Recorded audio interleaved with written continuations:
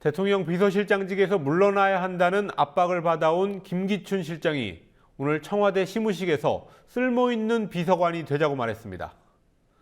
이번에도 또 살아남아서 그런 말을 한 게 아니냐는 해석이 나옵니다. 박근혜 대통령은 위기 때마다 꺼내온 카드, 경제와 통일을 강조했습니다. 새해에도 별다른 변화가 없을 것임을 암시했습니다. 국회에 중계 카메라 나가 있습니다.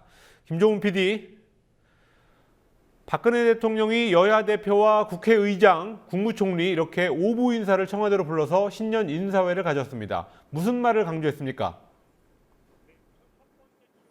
네, 우선 첫 번째 키워드는 통일이었습니다. 박근혜 대통령은 통일이 이상과 꿈이 아니라 구체적인 현실로 구현될 수 있도록 실질적인 준비와 실천에 최선을 다해 나가겠다고 말했습니다. 두 번째 키워드는 경제로 박 대통령은 경제혁신 3개년 계획을 본격적으로 실천해 올해 1인당 국민소득 3만 달러 시대를 열고 4만 달러 시대를 향한 기반을 만들어 갈 것이라고 말했습니다. 한편 오전에는 어제 북한 김정은 위원장의 정상회담 가능성 언급에 관해서는 직접적인 언급을 하진 않았습니다. 한편 오전에는 청와대 시무식이 열렸는데요. 김기춘 비서실장은 대통령에게 쓸모있는 비서관, 행정관이 되도록 다짐하길 바란다. 나도 노력하겠다고 말했습니다. 김 실장과 문고리 3인방 등을 경질하라는 요구가 있었지만 유임으로 가닥이 잡혔기 때문에 그런 말을 하지 않았겠냐는 관측이 나왔습니다. 새누리당 시무식에서는 대통령과 한마음 한뜻으로 움직일 것이라는 다짐이 강조됐습니다.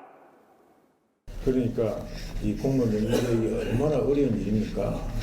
대표를 비롯해서 당의 주요 인사들이 계속해서 이야기하고 있고 또 우리 박근혜 대통령께서도 계속 강조를 하고 있습니다. 이 대통령 우리가 자랑스럽게 배출한 대통령인데 새누리당 찍어줬더니 참 잘한다 이런 박수를 받아야만 다음에 또 새누리당에 정권을 주지 않겠어요? 대통령이 통일과 경제를 강조했지만 사실 정치권의 현안들은 따로 있습니다.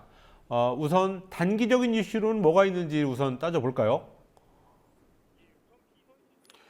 예, 우선 비선 실세 국정 개입 이슈가 여전히 살아 있습니다. 오는 9일 국회에서 운영위원회가 열리는데요. 이 자리에는 김기춘 청와대 비서실장과 이재만 총무비서관이 출석할 예정입니다. 문고리 3인방의 나머지 둘인 정호성 제1부속비서관과 안봉근 제2부속비서관의 출석 여부를 놓고 여야가 충돌 조짐을 보이고 있습니다.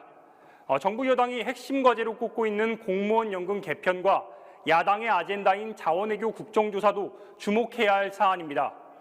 모두 5월 초까지 마무리하기로 합의했지만 이명박 전 대통령의 국정조사 증인 출석 문제와 4대강 사업에 대한 추가 국정조사 여부를 놓고 여야가 계속 다른 입장을 내놓고 있습니다.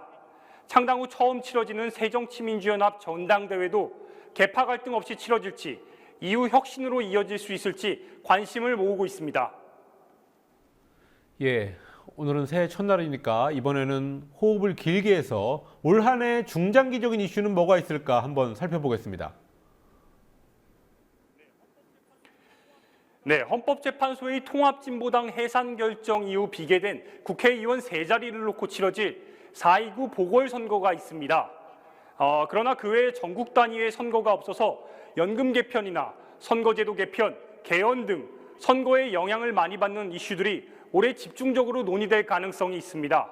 개헌의 경우 상당수 국회의원들이 제왕적 대통령제의 폐해가 심각하다며 개헌이 필요하다는 의견을 가지고 있습니다.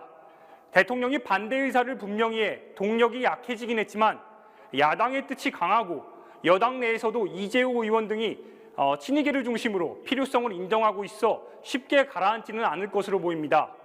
세월호 특별조사위원회의 활동도 전국을 흔들 가능성이 있습니다. 조사 과정에서 나오는 새로운 사실도 파장을 일으킬 수 있고 증인 출석 여부와 특검 임명 등을 놓고도 여야가 자주 대립할 가능성이 있습니다. 지금까지 국회에서 국민TV 뉴스 김종훈입니다.